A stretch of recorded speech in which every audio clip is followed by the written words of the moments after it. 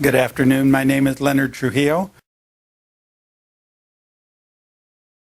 I am a descendant of the original Trujillos, the original first family of Riverside, coming to Riverside in the early 1840s from Abiquiu, New Mexico.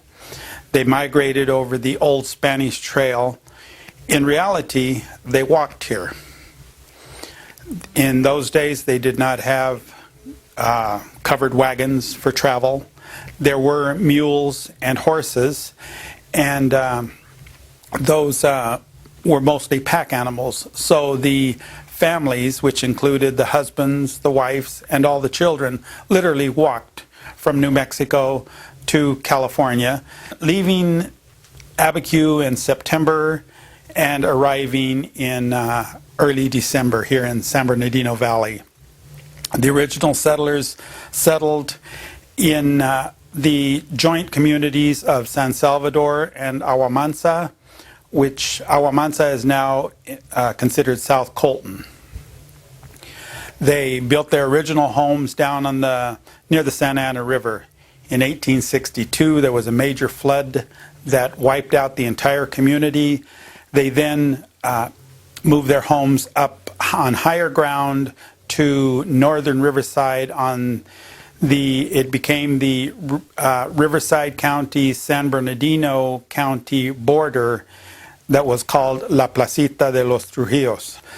That's the project that the Tamale Festival is recognizing, and that's the purpose of it, to bring recognition to the Trujillo adobe and to raise funds for the restoration of the adobe itself. The experts who have looked at it said it can be restored.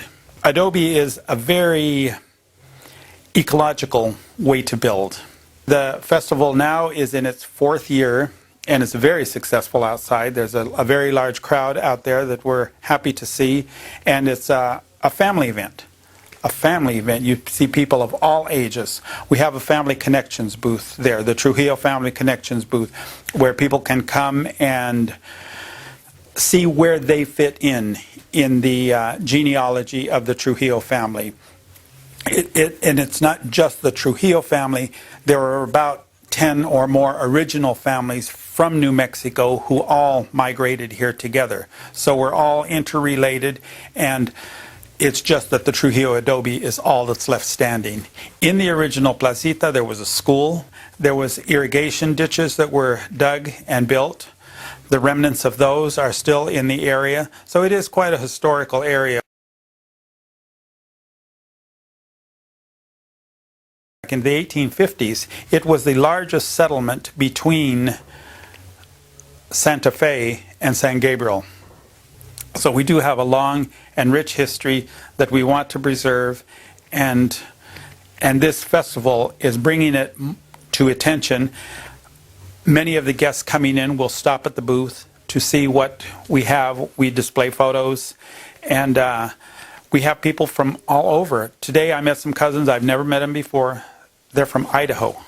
Trujillo descendants from Idaho. So they're from all over. We have some here today from Phoenix, Arizona. So we're a big family. We have descendants in Hawaii. The family is large and growing, and we are reconnecting it as we speak. I was always listening to the older generation as they spoke. Some of the stories caught my attention, and there was a story that the Trujillo family came from. This is the way it went. They came on a ship directly from Spain. They landed in San Agustin, Florida, made their way to New Mexico, and then made their way to California. Sounded like an interesting story, but it was a myth. And through my work in genealogy and DNA, disprove that entire story. I have done extensive DNA testing on my own, and my Y DNA, that's the DNA that's passed from father to son, from grandfather, great-grandfather down in a direct male line, has come back that it's Native American DNA. We can trace back our oldest ancestor to born about 1735 in New Mexico, and he was in his marriage record in the books, the Catholic Church books of Santo Tomás de Abiquiu, his name is Juan Esteban Trujillo, and he is listed as Indian of this pueblo. We started a project to honor Lorenzo Trujillo. He was a patriarch who brought the original family here from New Mexico.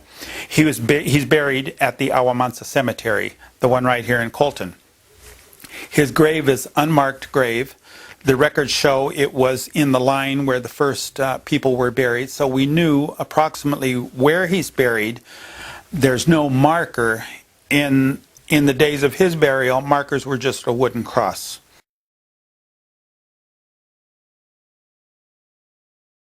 Rebuilding something today is not like rebuilding something 50 years ago. We know anything rebuilt has to be to earthquake codes and all the current standards. So it's going to be quite an effort. But there's many people out there who are willing to help.